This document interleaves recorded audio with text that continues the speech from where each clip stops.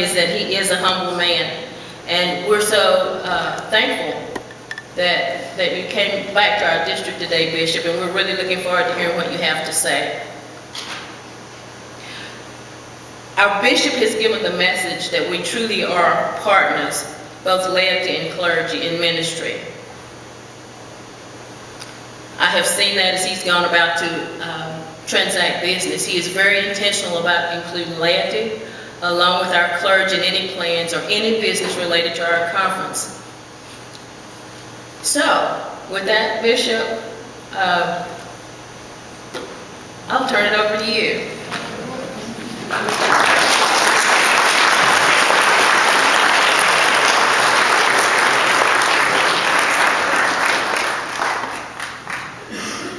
Thank you, Melba. I want to thank Gene Wisdom for hosting us.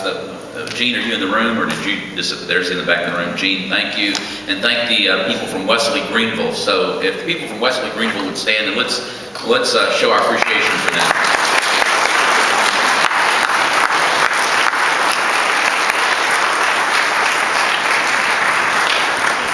I need to tell you that I've been in the district many more times than that.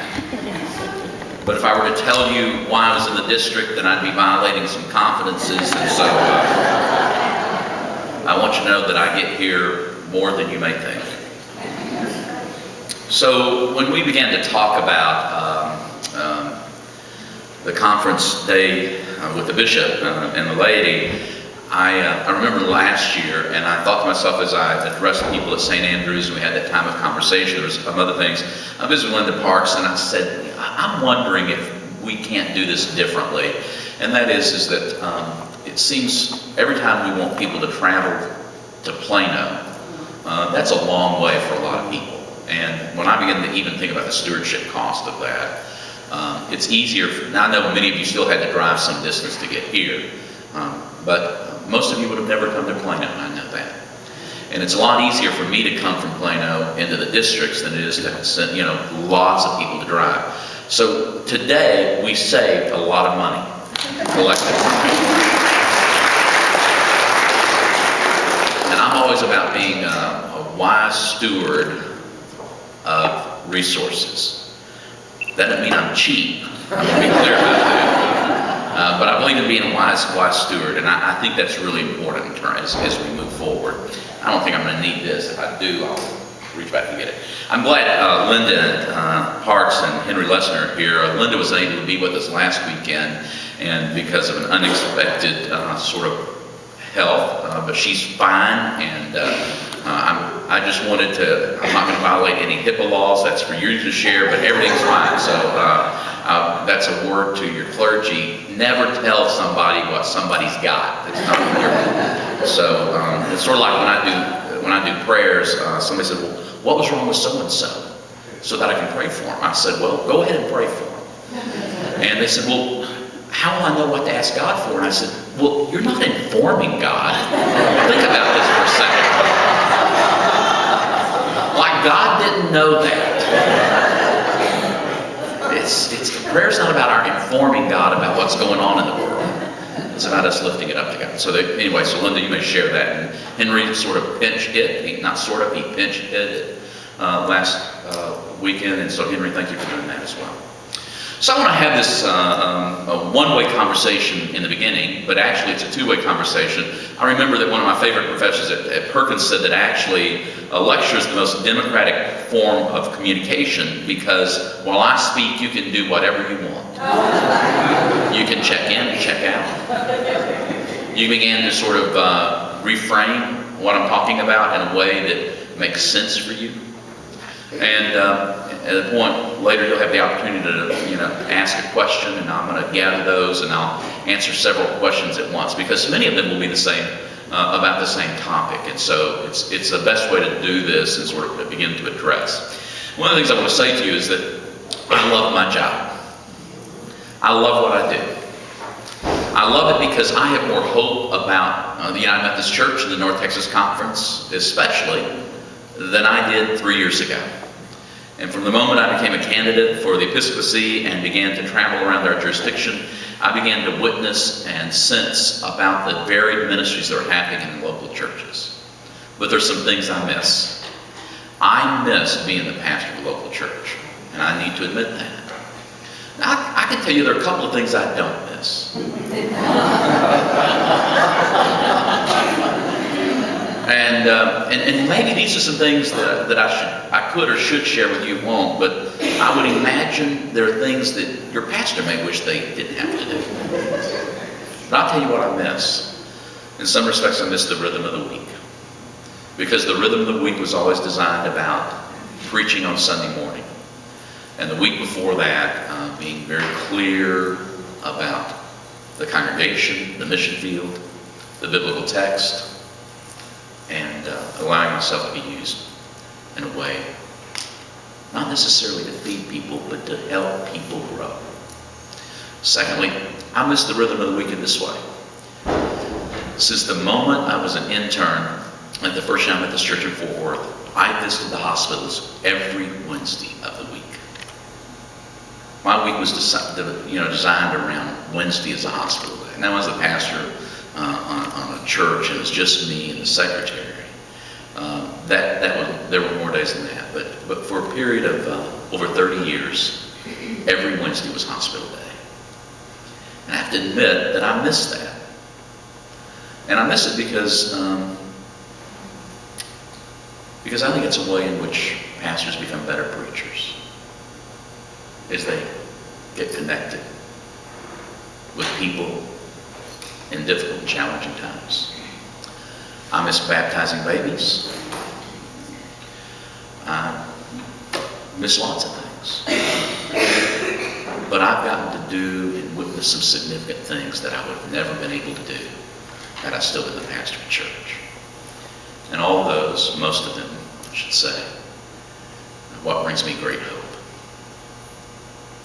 We begin to think about, we've done some work together, the leadership of the annual conference, and by that I mean the district superintendents, the center directors, Linda Parks, our lay leader, about what really drives us. And I think I framed it in this way, and when we framed it together, I just sort of set it off the cuff until people began to draw back to it, and I've encouraged people to not adopt the mantra, whatever you think, whatever you want to do, whatever you say. It's not the way I like to be in leadership. I never think I'm the smartest guy in the room. I just hope that I'm smart enough to get the smartest people in the room at the right time. But this is where we are. We truly believe that God wants to introduce us to people whom we do not know and who do not have a relationship with our God in Christ. And that's a real transition when you get to think about a local church. Because we can get to a place where we think it is about us. In the very beginnings of that Christian movement, the Way, as it was initially called, it was never about the disciples. It was about meeting people on behalf of Jesus. Which is why he modeled it early on when he sent them out 2 by 2 with very little to carry. Because he knew that this movement was going to be a missionary movement. When I was the pastor at the First United Methodist Church in Hurst, it became obvious to me, believe it or not, did y'all know that we live with the Bible Belt?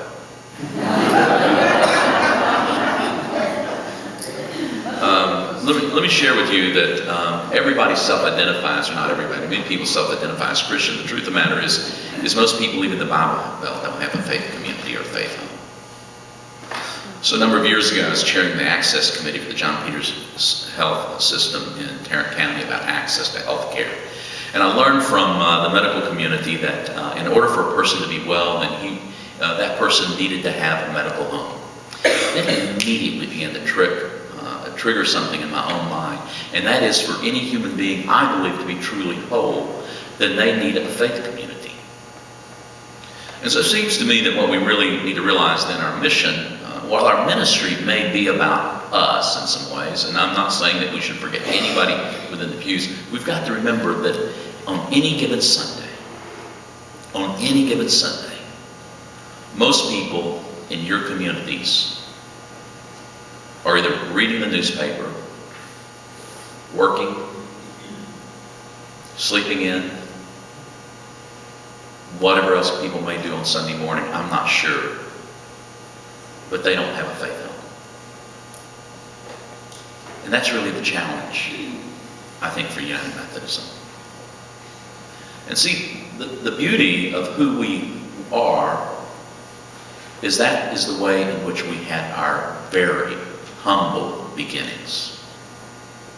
Our humble beginnings because it was a man named John Wesley and others who went to places where the church was not and began to meet people where they were, meet people whom they did not know, and introduce those people to this God whom we serve.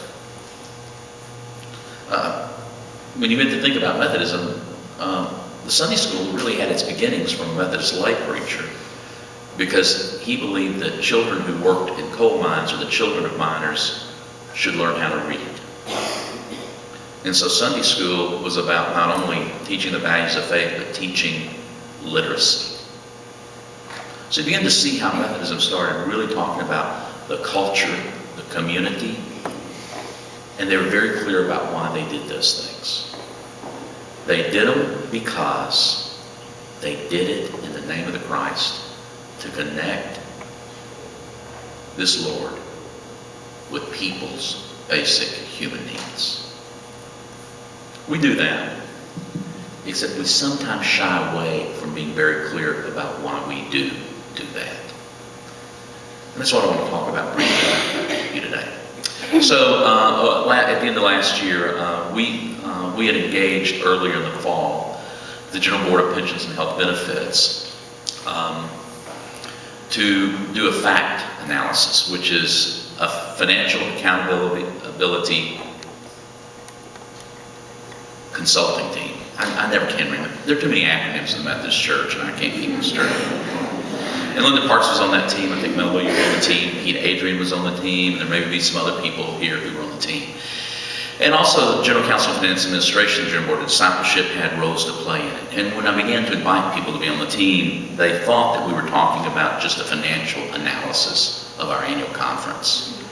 And I said, and in fact, the General Board of Pensions was sort of curious about why I wanted to do it. And I said, well, I want us to move from strength to greater strength.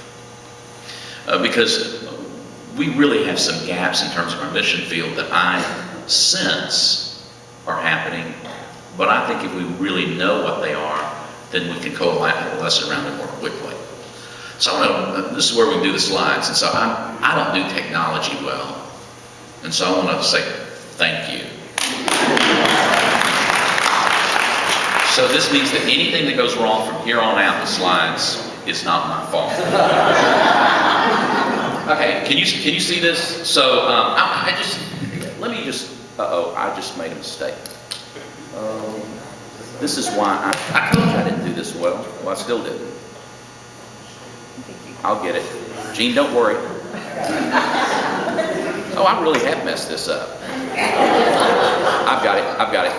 Okay, is that better? Oh, let me have that. That'll be, thank you. Okay, whoa! Hey, when I was at Lover's Lane at Metro District, they had this too much cool stuff that I really couldn't understand, and they had this music, and I felt like, I was the lead singer for The Who for a minute. Anyway, so this is where we are. So this is the North Texas Conference. This is us compared with all the other annual conferences in the United States. So I want you to look at this. So let's look at average attendance per church. Our ranking is number 2. And then if you look at average membership per church, our ranking is 2. If you look at average spending per church, we're 1. That means if we take the average of all the churches in the country and we compare them with the average of the North Texas Conference, our churches spend on average more than any other conference our churches do. Does that make sense? And the average spent by all of our churches are $474,038. Now, some of your churches in the East District will spend that, many will not. But in a moment, you're going to see something that drives that. So attendance and membership per church is very high compared to the rest of the country. If you see the other things related to the average debt per church, we also do that well. Because the average debt of each of our churches is over $500,000. And that is number one in the country. And we need to remember that we live, a part of our conference, or a large part in terms of the population, is centered in the fourth largest media market in the country. And it continues to grow rapidly. That every time I move north through Collin County or Denton County, I see more and more houses than I did 2 weeks before. So I've lived in the Metroplex my whole life. Fort Worth, and then now Plano. And so what's happened in the years that I've been here is astronomical. And it's not going to let up. So the debt is just the continual building of new churches to meet needs. The last one is this person served in community ministries. We rank number 11. So I was in Sulphur Springs a year ago last January, and I'd heard about a mission there, and I was there to meet with different groups. And so I told Joan Gray LaBar, who was the district superintendent then, if I'm going to come to Sulphur Springs and do this, why don't we do it on a day in which I can be at the dinner bell? And the dinner bell is a feeding ministry on Wednesday, I believe, at noon. And so I still have an apron and a cap from the dinner bell, so that when I'm grilling outside, sometimes I put my dinner bell cap on and my apron. But it was amazing. I watched the members of the First United Methodist Church at Sulphur Springs interact with persons who came for a free meal. That's a community ministry. How many of you have an AA group in your church? You may or may not. A few of you. That's a community ministry. How many of you have a food pantry in your church? That's a community ministry. How many of you have an after-school? That's a community ministry. I'm well aware of what the Church of Mount Vernon does in terms of feeding children in the summer who have no other way of having a meal. That's a community ministry. And so when you think there are almost 60 annual conferences, so we rank in the top 20%. That's a good way to look at it, easily, about people served in community ministries of the church. Now, it may be better than that, but these are the figures that the laity and clergy of our annual conference report. Let's go to the next slide. Now, this has got a lot of stuff, so I just want to talk about a couple of things here. The first one's the most important thing to me.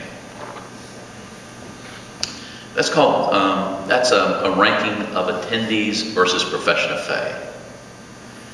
And as healthy as we may think we are, this is where we are less than stellar. If you think there are 59 annual conference big, is that right? Somewhere around, Mary Brooke, do you know? Is that right? Is about right? We're going to call it that right until somebody else looks it up today. Anyway, so if there are 59 annual conferences, that means that 52 of them are doing better than we are in terms of the numbers of persons who come to our churches on professions of faith as compared to our average worship attendance. What that means is, although our average worship attendance ranks number 1, together, and I mean together, we are not doing well, or there's something we're not doing right about speaking about the gospel, telling the story of Jesus, inviting people to our congregations, recommending how our churches could help them. So Jim Osier, who's the Center Director for New Church Development and Congregational Transformation, talks about the best way to talk about this is not inviting people, but recommending someone. For example, if you, let's say you're at work, and one of your co-workers has a family member who dies. And you know that he or she has no faith home. It's one thing to send a card and say, I'm thinking about you. But what would it be like if your church may have a grief ministry or a way in which they help people undergoing grief, or you may simply say, I would like for you, I want you to come to my church with me. I think you will discover that you can get more support there than you could ever imagine. You see, life happens and there are ways in which we can connect with people. Or in any number of ways. And I think this is something we've got to work on. Because when United Methodists talk about what they will do in terms of telling the story of Jesus, we're better at saying what we won't do or are uncomfortable doing than claiming what we are comfortable in doing. Like, most of us are not going to hand tracts out.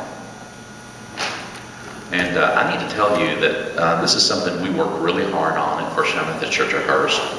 I never felt like we could find our rhythm or get on our feet, except that they did after I left. And it's something that we've begun the process of and the groundwork on, and that it has, I think, been very helpful. And it's not like the congregation in a built-out suburb that is aging and very different and transitioning has a lot of people around it. I mean, that people can normally come to that church. I mean, most churches grow really because new people move in. But it's the way in which they really, I think, found a place being a Mount Museum that it has started growing in some unique ways again. Let's go to the next slide. This is other debt and things like that, and all of our secured debt is ranked number 1. And when I've talked about we saved a lot of money today, debt is one of those things that is a necessary in terms of growth at times or in terms of redoing some things, but I always get a little nervous about debt. And the reason, as long as interest rates stay low, that it's okay, and then they start climbing, then it begins to take money away from ministry. And so this is something that we're going to be working on as an annual conference with some of our churches. Let's go to the next piece. Okay, so we have about 300 churches. If you add those numbers up, they'll come close to that. It'll be the easiest way to talk about it. So over half of our churches, 174 of the almost 300, have worship attendance of less than 99 or less on a Sunday morning. Okay? Now, to actually support a full-time United Methodist clergy who is an elder, which means they've been ordained, then the cost of that is $70,000 or $75,000. That's minimal salary, is the minimum. That is health insurance, and that is a pension plan. And if you see that that roughly over 200 of our churches, and those are basic numbers. We've learned that some churches can do that, and while others can't, that over 200 of our churches are simply unable to do that. Which means that the delivery of clergy, of ministry by ordained clergy is very expensive. I mean, it is expensive. It's expensive to form persons with a theological education, and it's expensive in terms of the salary and the benefits package. Which means we know what's going to happen in the coming years. That we will provide more and more full-time local pastors who are formed in our course of study school, or we will also utilize more part-time local pastors. And that does not mean that's bad. That means it could be better in this way. One of the delights of doing what I do now is hearing the stories of rejuvenation and excitement that are happening in some of our churches in which they are served by a part-time local pastor. I'm well aware of a church in this district whose average worship attendance is about 200 with a part-time local pastor.